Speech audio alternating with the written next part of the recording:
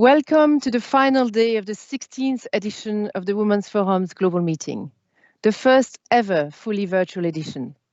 My name is Sophie Lambin, and I'm the editor partner for the Forum. It has been an honor to have worked with our many partners and allies to create this year's program.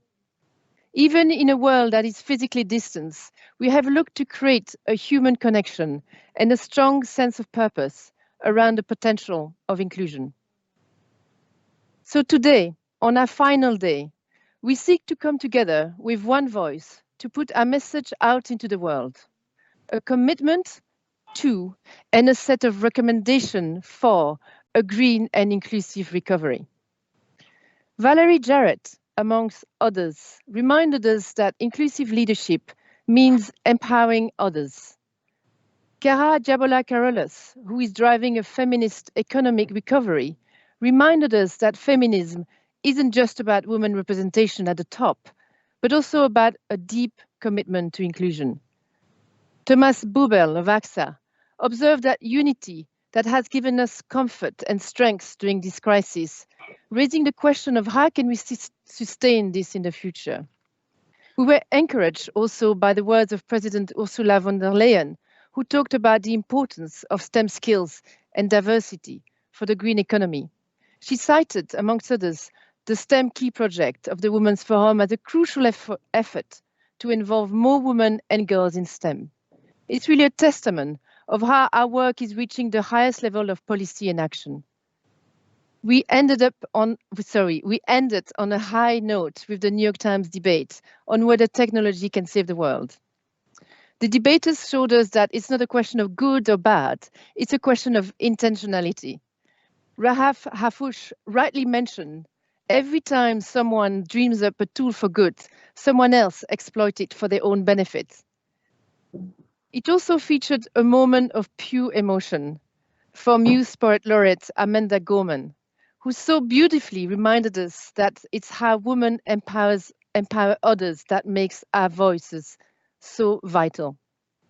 So I'm clearly not doing justice to the first-hand experience of these sessions, and therefore I recommend that you see them yourself by watching the replays on the Women's Forum website. As before, we invite you to connect with each other on the Women's Forum platform and to share our sessions with the hashtag WFGM20 and Women for Inclusion. And we likewise ask you to pose your question in the chat during each session. So, for our opening session, I would like to hand you over to two policy leaders who are helping to lead a She-recovery. They will be in conversation with a veteran of Women's Forum and a key media voice in the ongoing debate on inclusion, Karen So for CNBC. Karen, the floor is yours. Thank you very much and welcome to this Fireside conversation. Let me introduce you to Nadia Calviño, Vice President and Minister for Economy and Digitalization, the Government of Spain. Also joining the Fireside conversation today, Valérie Pécresse, President Council Regional d'Île-de-France. Thank you very much to Minister and President for joining us today. Before we can talk about the long term, let's talk about the current situation and what we are witnessing on the ground. The second wave, Minister, if I can start with you.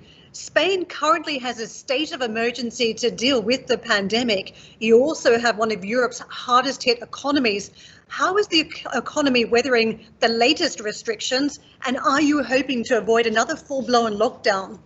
So thank you very much for the invitation. Now, Spain was very hard hit during the first wave in the spring. We had to take some of the toughest lockdown measures, and these had a sharp impact in terms of GDP growth. So there was a sharp drop of GDP during the second quarter of the year. We had to take quite determined measures alongside other European countries, where we established public guarantees for liquidity for the economic tissue, also public support for workers, short-term work schemes, also self-employed workers. And this safety net has worked very well, as we saw in the third quarter, where despite the fact that the second wave was already ongoing in important parts of Spain, Catalonia and Aragon in the northeast of the country, and despite the fact that there was no international tourism, which is a very important industry for my country, Actually, we had a very strong rebound. So the economy grew by 16.7% quarter on quarter. And we see the dynamism in the labor market is also maintained in the data we have from October and November. So for the fourth quarter of the year, we see that the measures have protected the economic tissue, that the economy will rebound strongly once we have the vaccine and we see the end of this pandemic and the health crisis. And we're doing our utmost to protect workers and companies so that we have this very strong basis. And I hope indeed that if the numbers continue to go in the right direction, which is what we're seeing in our country now on the health front, we will be able to continue to avoid a lockdown, which would be tougher than the measures that we have been implementing since September, and which are so far allowing us to control the virus without having a very negative impact on the economy. Minister, thank you. I'm glad you're having the same audio issues that I was having. President, let me toss it over to you because you are in charge of France's wealthiest region, Paris and its surrounding areas. France is anticipating a 2.5% to 6% contraction in the final quarter, depending if the lockdown is extended. How economically challenging is this second lockdown? It is very challenging because our economic tissue has been very fragilized by the first lockdown during the spring, and our enterprises are very tense. As you know, the Paris region is an open region, is a world region. It's a region that is living on tourism, living on exchanges, living on exhibitions. We have 50 million tourists a year, especially business tourists, and all these sectors, aeronautics, airports, tourism, culture, are just completely flat. So it's very challenging, it's very hard. We have closed our restaurants, we have closed our hotels, we have closed our shops. And so there is a huge need for a recovery plan, and the government and the region are working hand in hand to help all our enterprises to recover from the crisis when the lockdown is finished. We have put on safety nets, as the minister said, as Nadia said, we have put 7 safety nets. The government has put safety nets, and the region has put even lower safety nets for independents, for those of micro enterprises, for those who have a very fragile status in the economy. And we work, and we have put 1.3 billion euros on a recovery plan that aims at protecting the most fragile population of the region. So we have a rebound loan that the region gives to SMEs. We have what we call the resilience plan for the very small businesses, social businesses, association, the culture sector, the sports sector, all those who were the victims of the lockdown. And we also work on the growth of poverty, because the crisis, the pandemic, has deepened all fractures in the society. And you're talking about inclusiveness and an inclusive recovery of the economy.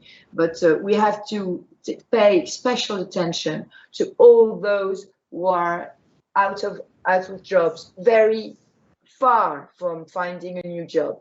So the region, which is competent for economy, but also for training, is putting thousands, tens of thousands of new training to make a transition.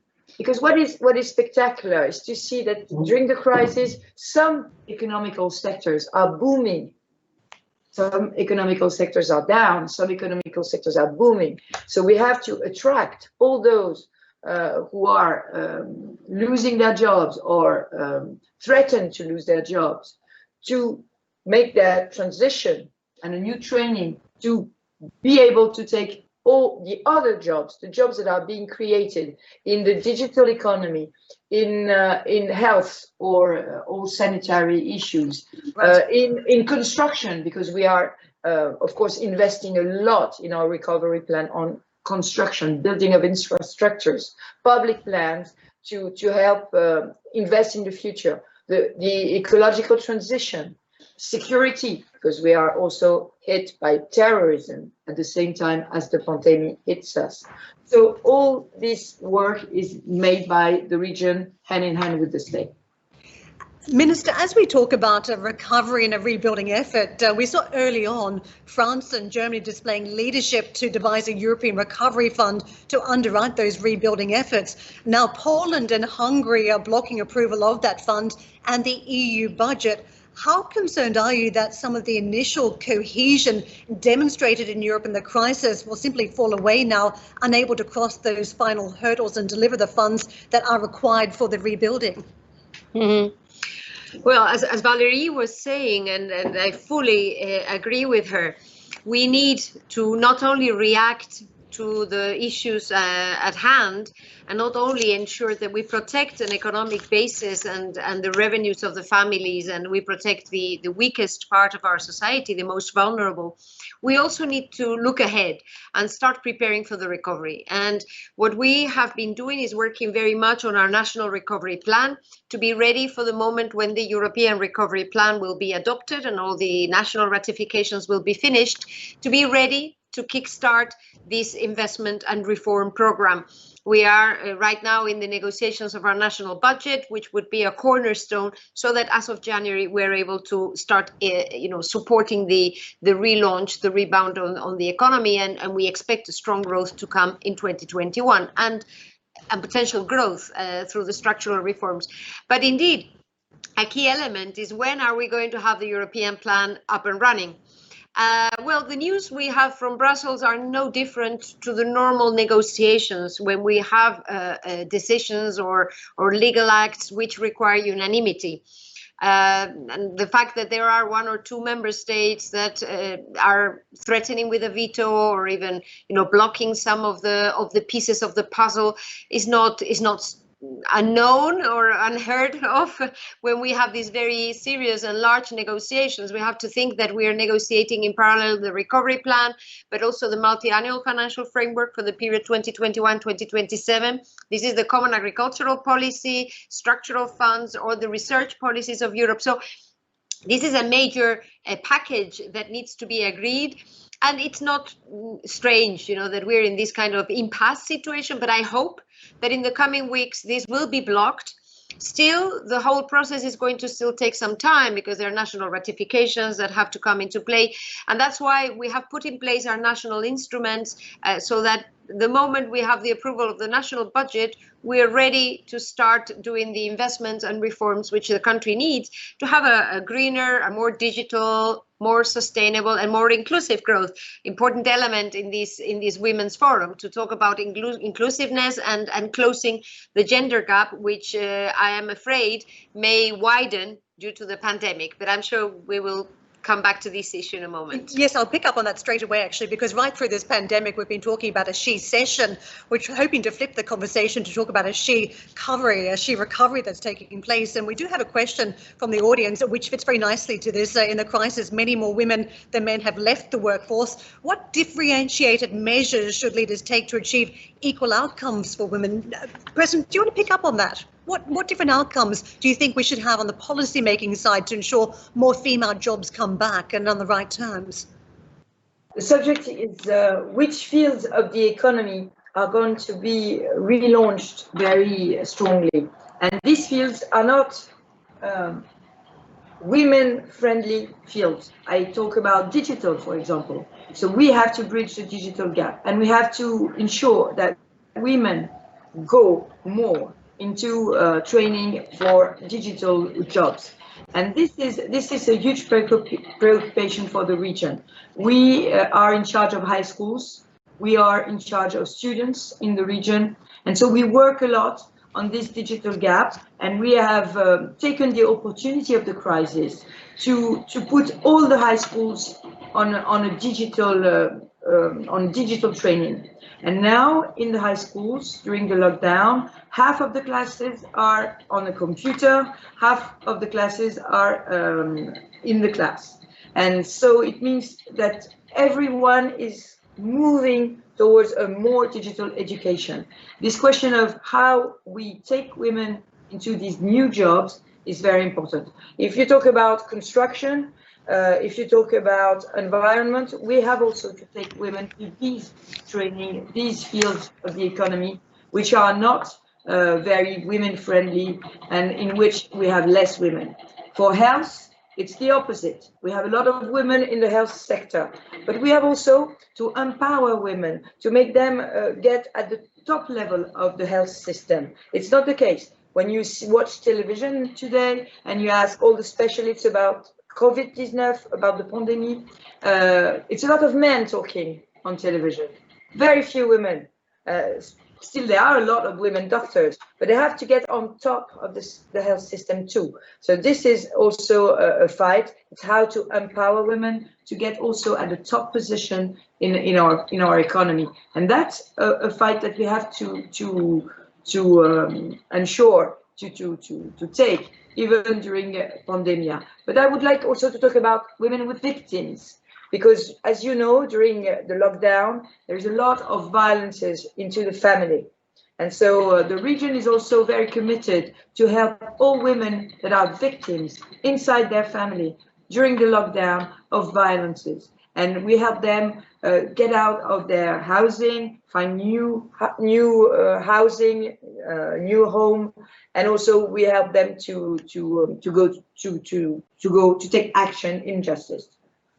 Minister, if you look at Spain by numbers, about 29% of women were working in jobs that were hardest hit by social distancing and lockdowns versus 21% of men. Also, Spanish women worked at least 2 hours more of unpaid housework every day than men, so 14 hours a week, so picking up all those chores in the home as well.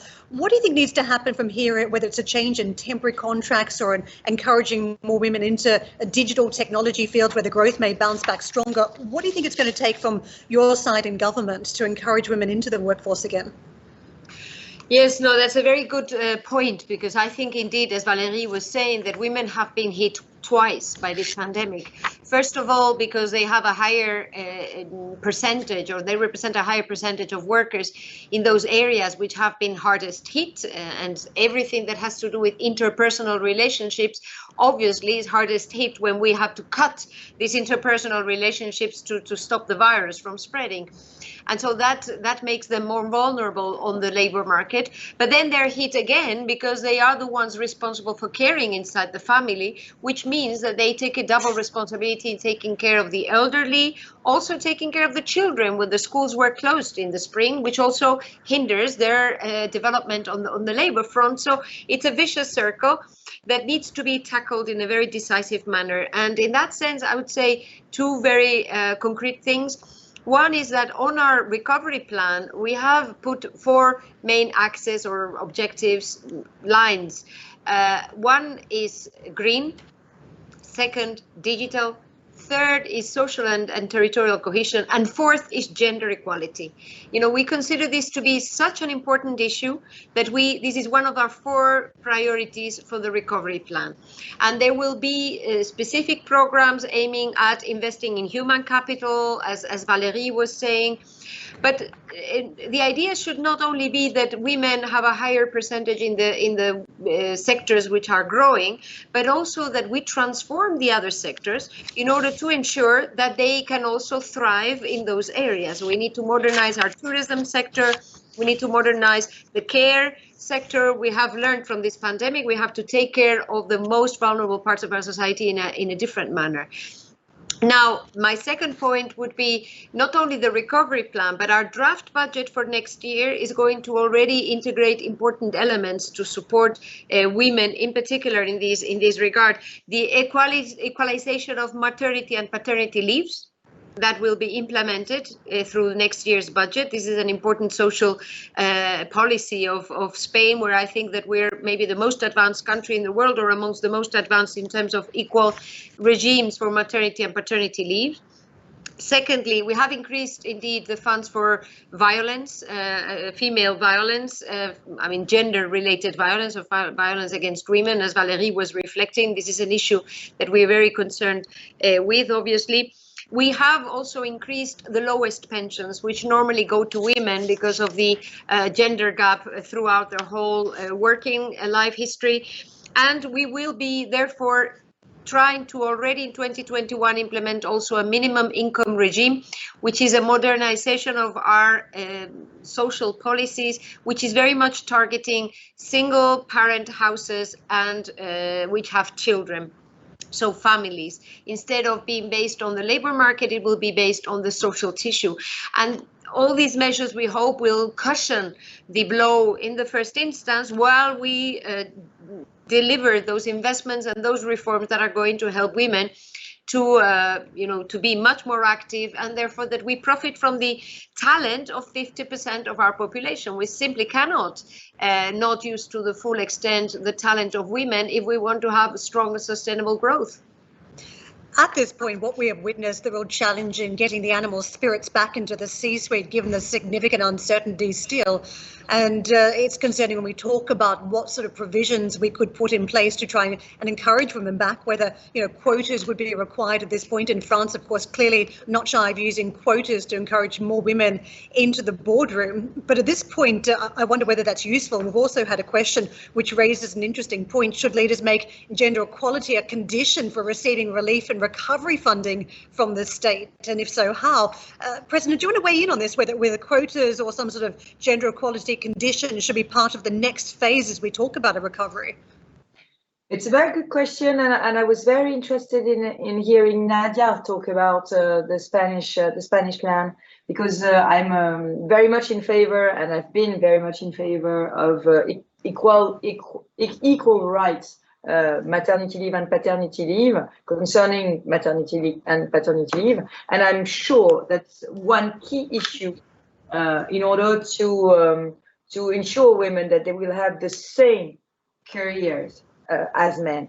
And so I know that our government is moving forward on this issue, is moving slowly, but I think the idea of having absolute equal rights as paternity and maternity leaves are concerned is very important, because psychologically, when an employer, when he sees a woman, a young woman, he knows that she will go on maternity leave. So if he doesn't have the same look on a man, then the man will have a better opportunity of career than the woman. So it's a key issue for me. But your question was, can we condition our help to gender equality? And I think it's a very good and stimulating proposal. And I'm hearing it. For the moment, what we were planning is giving gender equality objectives. Gender equality objectives, for example, if we help a lot creating new firms, and creating new firms will be part of the rebound, part of the relaunch, because lots of people will stop their business. A lot of business will go bankrupt, especially shops, especially restaurants, especially small businesses concerned by tourism, by all these global events that we were organizing, culture, will have a lot of bankruptcies.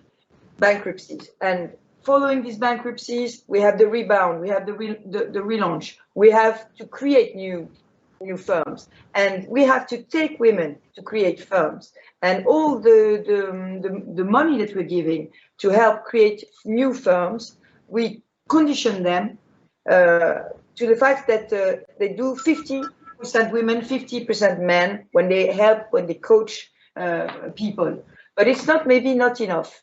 Maybe we should do more. And I'm very interested in the idea that all the subsidies of the region should be conditioned to the fact that firms that we finance do respect all equality prescriptions. Minister, let me pivot this audience question to you, because it's a fascinating one. As you know, plenty of boxes for companies to tick if they want to play in the recovery anyway, green boxes, also digital technology age. Should there be a provision for gender equality, a condition of receiving some of these funds as well? Well, we have a national legislation which has been passed in the last couple of years precisely on gender equality. So there are already rules and regulations have been adopted just some weeks ago to specify how the different companies are going to fulfill these requirements in terms of their plans, etc. So I think that we already have a framework which would require all Spanish companies, large and small, with different kinds of requirements depending on the size of the firm. And we don't need to add yet another element for the control of the funds. The process of implementing the recovery plan is going to be very challenging. We are talking in the case of Spain, we foresee investing 27 billion from the European Recovery Fund next year in 2021 only. And overall, our budget foresees 39 billion of public investment, which is much higher than any right. previous year in our history. So we are putting in place rules which are going to accelerate and facilitate the implementation of these investments, because we think that this instrument has to be operational as of 2021. We need the recovery now and to push investment right. now. We will certainly have also instruments and a focus on women in many of our programs and many of the investments that we will be putting forward. And overall, we hope that this plan is going to indeed target, as I was saying, the short, the medium and the long run, in ensuring that we move towards this full equality as soon as possible.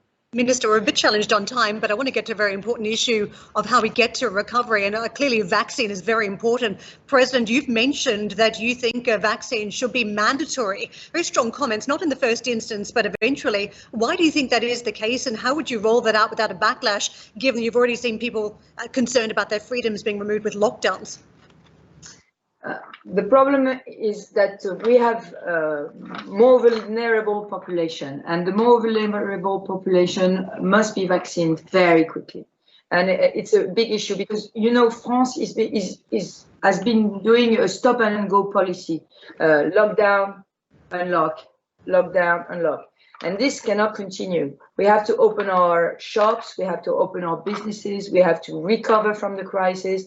We cannot add a social crisis, a huge social crisis, to the sanitary one. So we have to go back to work. And to go back to work, we have to use the vaccine. And we have to use the vaccine massively on fragile populations, vulnerable populations, and also maybe a mandatory vaccine, because if it's what it takes, then we should go on this path.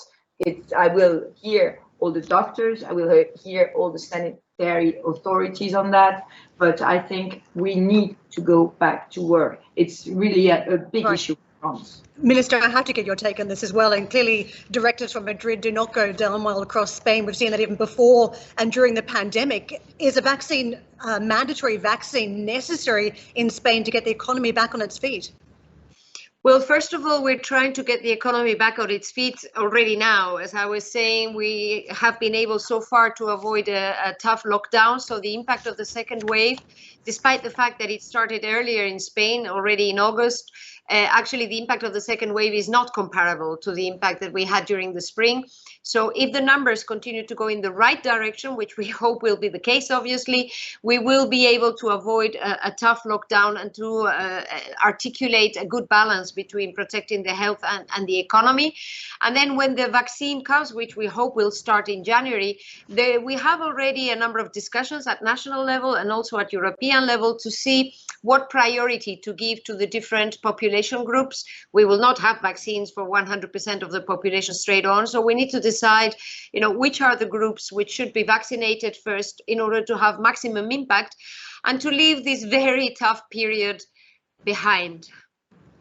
So just to confirm, that means you're not supporting a mandatory vaccine? Well, the debate has not taken place so far, and in Spain, and I don't, I wouldn't like to pronounce myself before the issue is actually on the table. I think that what we are discussing so far is the priority that we would be giving to the different groups, the most vulnerable, the less vulnerable, in order to have maximum efficiency. We haven't had to take a decision on these yet. Minister, President, we are out of time, but I very much appreciate you touching on so many subjects today important to the recovery and in particular to female recovery. Thank you so much for joining us at Women's Forum, this important discussion. Sophie, over to you.